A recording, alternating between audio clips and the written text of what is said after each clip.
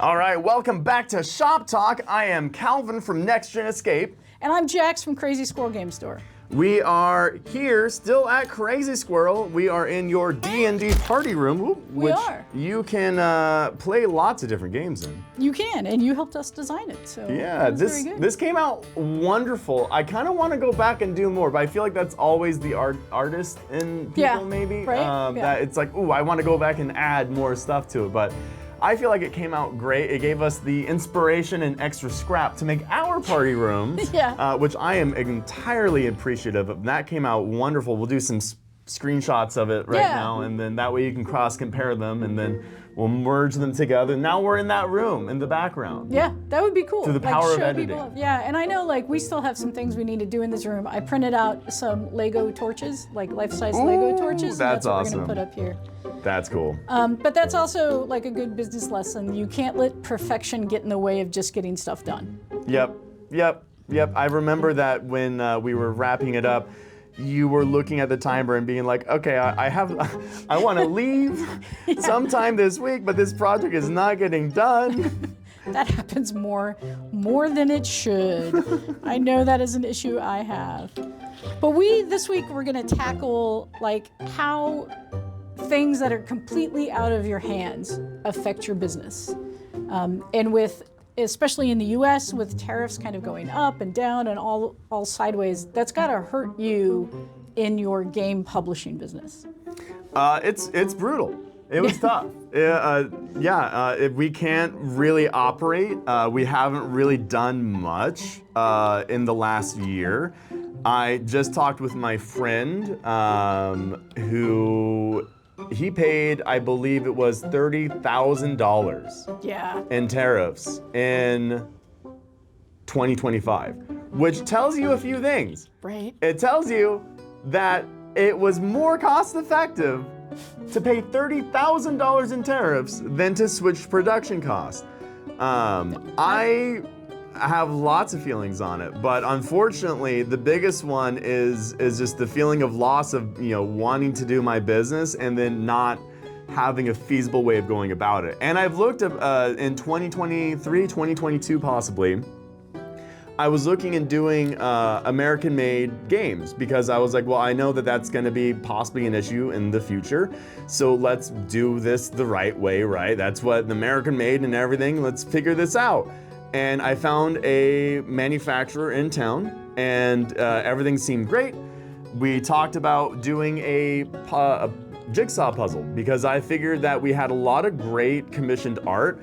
I feel like we could put this on a big canvas and people would actually want to buy it. We could sell it for $20 or so, and it's not going to be that huge of a deal. Plus, it'd be right in time. It'd be done in time for Christmas. So it'd be an awesome thing to sell at the escape room as an add-on. And so everything seemed great.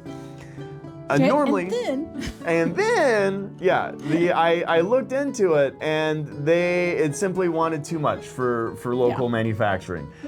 For the box game, it would cost me, for a 500-piece jigsaw puzzle in a box delivered to my house, it'd be $6 per box. Yeah. I need to get about 500 from China. Yeah. In the US, for the same 500-piece jigsaw puzzle, which is not big by any jigsaw aficionado, by any standard. That's a very quick, easy puzzle, I would argue. It is, and most people I know that do puzzles are in 1,000 unless they have kids. 1,000 or 1,500 unless you're doing with kids, okay? But then for $20, that's kind of still a lot for a puzzle that you would do with kids, I feel. Maybe I'm wrong.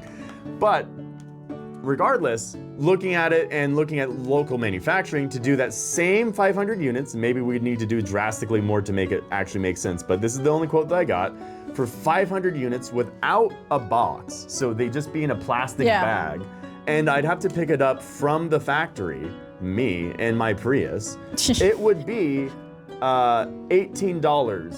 Yeah, and that means you got to retail it at least 30, but you want to keystone it for 36. That's a very expensive puzzle, especially for 500 pieces. Even if I make it gold lane, right? Even if I add a puzzle to the puzzle, if I can add whatever gimmick I want, but still at the end of the day, people will see that it's just a jigsaw puzzle and I'm trying to charge $30, $40 for it? Yeah. What the heck? That is pretty expensive. What the heck? And I still have to put it in a box. Yeah, because retail's not going to take it if it's not in a box, right? No, they're not going gonna take a display bag. It well. No, it's not gonna sell well. So that was my first endeavor into really looking into local manufacturing. I looked into card. There's lots of card manufacturers, and those seem to be an option. But ultimately, by the time that I was ready to, like, all this was happening, I'm trying to make my escape room game Right. that actually has meeple, actually needs to have like a board just to organize it. It's the first time that we're gonna like kind of bulk up and upgrade in what we offer, and we're no longer gonna be just a card game company, but a board game company, which to me is a huge deal. It's kind of a huge goal of mine that I've had for a long time. And I'm so close, it's palpable. I actually have a game that I wanna make that I think will do really good. But it's really hard to justify upgrading those components right now in the midst of everything. I think that I think the reason why we're talking about this is that a few days ago, the Supreme Court labeled it unconstitutional. Right. The global tariffs that the president has put on. And in retaliation, the next morning, he slapped on an additional 10%. Yeah. Ah! That's the part that is hard for me. It's the instability.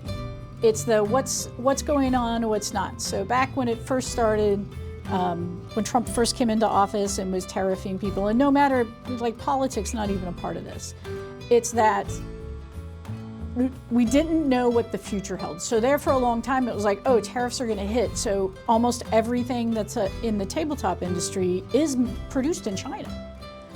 So I was having to do things like, well, I guess I'm just gonna order an entire year's worth of dice and have to store it as we go through it, because if I wait, they're gonna cost me a third more than they do now. And storing things is an additional cost that not many people might be aware of. Yeah. There's additional staffing that comes with storing it and stocking it and moving it and managing it and dusting it and keeping it nice and making sure that nothing else is set on top of it. Right, finding storage making sure that that's you know where climate it's at. controlled. You've got to have climate controlled storage or things will go bad. So that was, and I have a lot of friends in the industry who were, I'd say, medium-sized publishers, and they just went out of business. Like they just Overnight. They had product that was already produced, and they needed to ship it to America. And because of all the chaos, it became too expensive for them to ship it. But they already had sunk costs in the production, and they went out of business. And it was so fast and sudden. How could a normal business keep up with it? We are one of the most hard hit, I would think. yeah, board games got, like, the gaming industry got hit really hard. I would think, astoundingly so. And we still haven't quite figured it out, at least from our end, because we can't make our games yet. I've looked at local manufacturing. Now we're about a year into all this nonsense, and let's see what we can do. And all the American-made options are still significantly higher. Yeah. If we wanted to include our products. So now I have to have the conversation with Kiara and our other partner, Valentino Deserto, about what are we gonna do with the game, because I want to make the escape room game, and Valentino's also been making his own fighting game, and it's either we eat up way more costs Right. and make it even more risky, or we figure out how to bulk down Right. and stay doing card games. Not that I dislike card games, but it was something that I was kind of expecting for us to be able to grow out of. And Right. you know, if that is the way that the market dictates how we perform, that we have to stick with card games because they're the most economical we can. But I do wonder what that means for the industry and for all the other publishers who are in our exact same boots. Yeah, because it hurts your creativity. Like you say, you can't work on the project you would like to work on. And it all comes down to how much is a consumer willing to pay. So if you have to consider all these other extra costs, and consumers who are in an environment that they feel is unstable don't want to spend as much money. So that's So it's not necessarily tariffs, but it's the up and down and the unease uncertainty. in the economy that affects that. And that's just an important thing to keep in mind if you're in business or if you're thinking about starting a business. I love being an entrepreneur, but there's a ton of unknowns. I would have never guessed that COVID was going to be a thing, right? And that completely turned businesses upside down. But that's just a quick overview of how like one big thing that's out of your control can really affect how you have to run your business or if you can run your business. And I can tell you had a good time. Oh, I can tell that my blood pressure is really happy I'm talking about it right now. So thanks so much for stopping by, guys. Thanks for talking shop with us. Hope it wasn't too much for you. We'll see you next time. Bye. We have a bonus. No, I got a bonus. We got a bonus thing. Okay. With Next Gen Escape, I got that started. I got the business started with an SBA loan.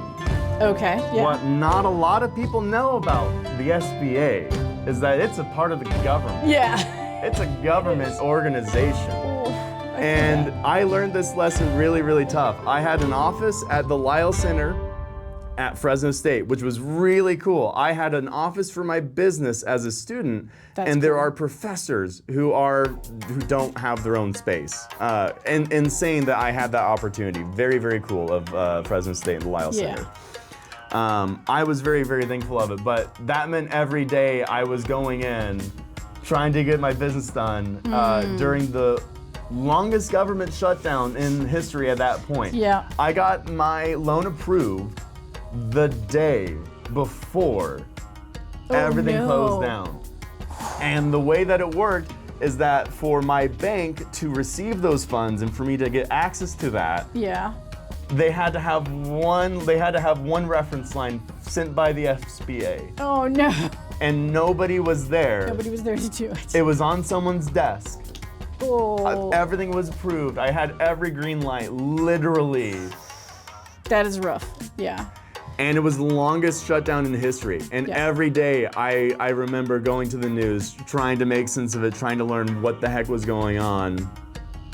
And that sucked. That's when I learned the hard lesson that the SBA is definitely a government organization. Yeah. And subject to government shutdowns and government policies. Well, I just came back from Expo that weekend when everything shut down, and we always have a staff meeting after Expo to talk about our exciting new projects. That staff meeting turned into, here's how you fill out unemployment paperwork. So, oof. Oof, that is brutal. It was brutal.